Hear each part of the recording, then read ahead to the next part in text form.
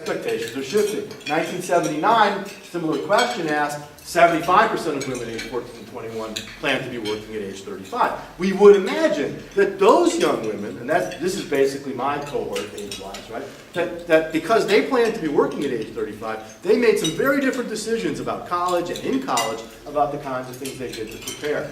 And one would expect their incomes to be notably higher than that generation before them. And in fact, they are. And one of the things we notice about the gender wage gap that we're talking about here is as you compare younger and younger women to men, that 75% number grows and grows. So if you look only at men and women in their 30s, it's close to like 90%. If you look at men and women in their 20s, it's above 90%.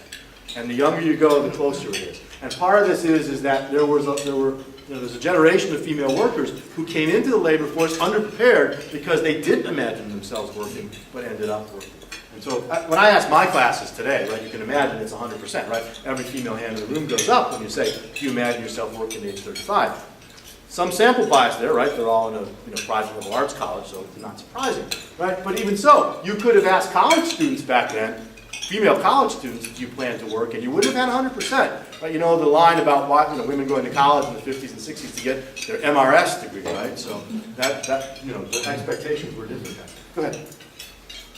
So here's again some more data shared of men and women working over 40 hours a week. One of the things we know, One of the things we know about men is that they're much more likely than women to work overtime. Again, not surprising given their differences in household responsibilities. But as a result of that, right, men tend to earn more income. And you'll note the data here is non-agricultural wage and salary workers aged 25 to 54, so prime earning folks. Oops, it's okay, go ahead. You can go. And here's average tenure with current employer in 1998. And again, you can see some of the age differences here. This is the 65 plus is a little strange that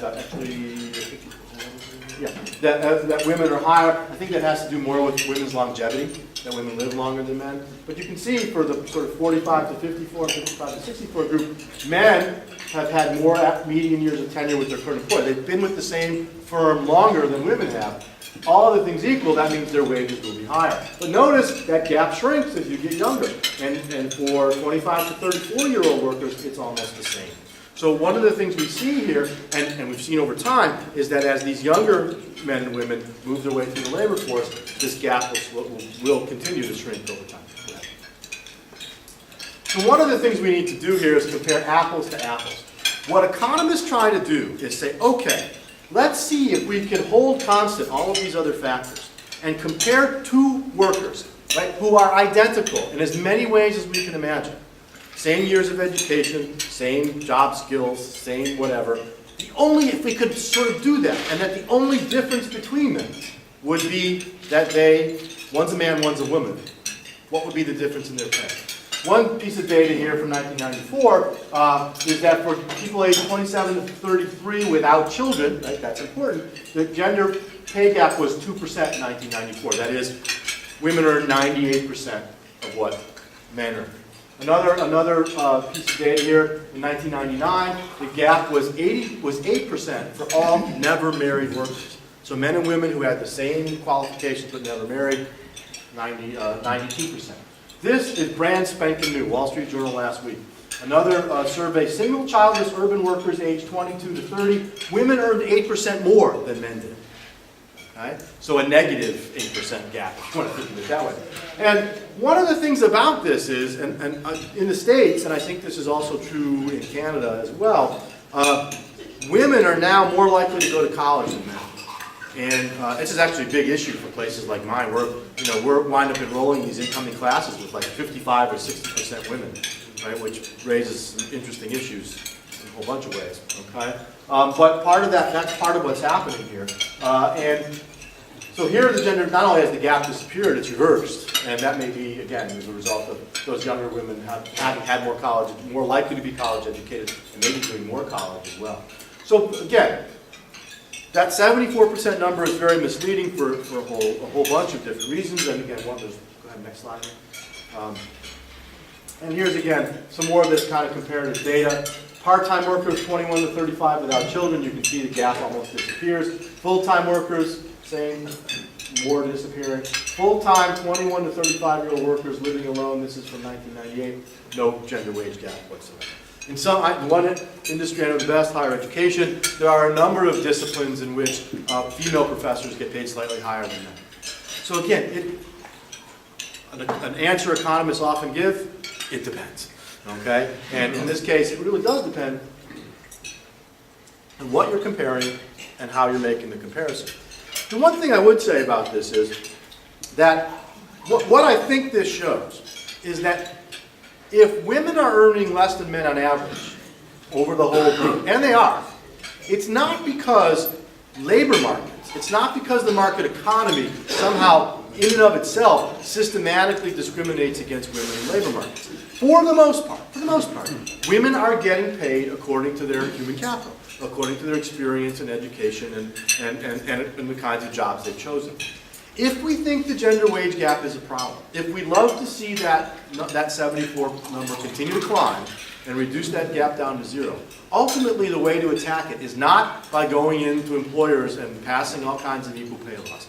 The way to attack it is to continue to encourage women to take on the kinds of jobs that pay better, okay?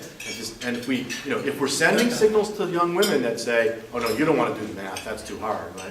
Or you don't want to go into business. If we keep doing that, we're never going to get rid of this gap, right? To the degree we can encourage women to say, you can do anything you want, there's no reason you can't do engineering.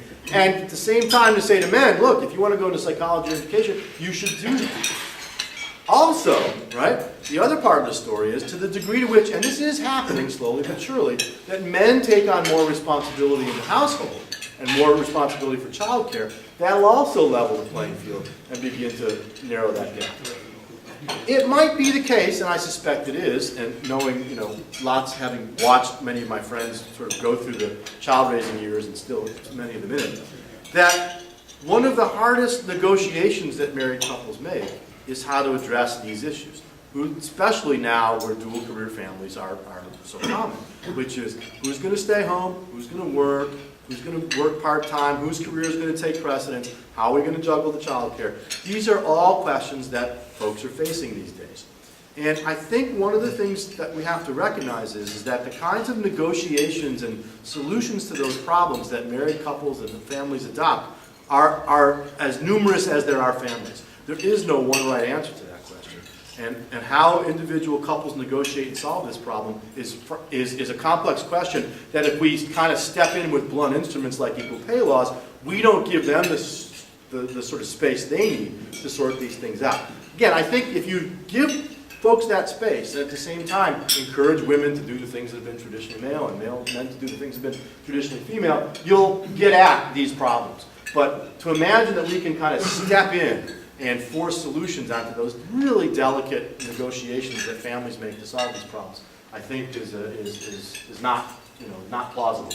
That's going to cause more problems than it solves. So again, the myth here, the women earn 74% of what men do. Well, yeah, if you look at the aggregate. But when you start to break it down and say, well, is that because they're being paid less for the same work or being discriminated against? No, they're not. They make different choices. They have different skills. So, we started with 3 contemporary economic myths. We're going to end with 3 contemporary economic facts. All right? The cost of living has, in fact, declined over the last 30 years and over the 20th and into the 21st century. The rich are getting richer, but the poor are getting richer even faster. And finally, women's earnings are almost the same as men's when